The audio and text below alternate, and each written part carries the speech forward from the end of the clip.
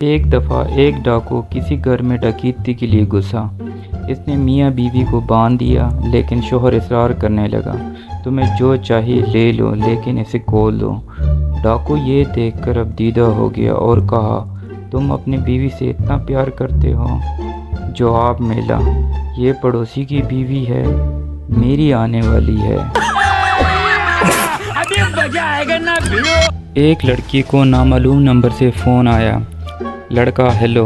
लड़की, कौन हो तुम? लड़का, मेरी बात तो सुनो। लड़की, मुझे कुछ नहीं सुनना, मैं शादीशुदा हूँ और मेरे पास बहुत अच्छा शौहर है। लड़का, और वो शौहर हमारे पास ही है, मैं सिटी थाने से बोल रहा हूँ, अपने शौहर को आकर ले जाओ।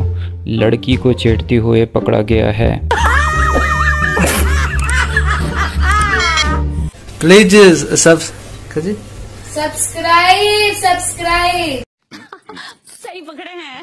प्लीज सब सकर पर है। हमारे यहाँ ऐसा ही होता है।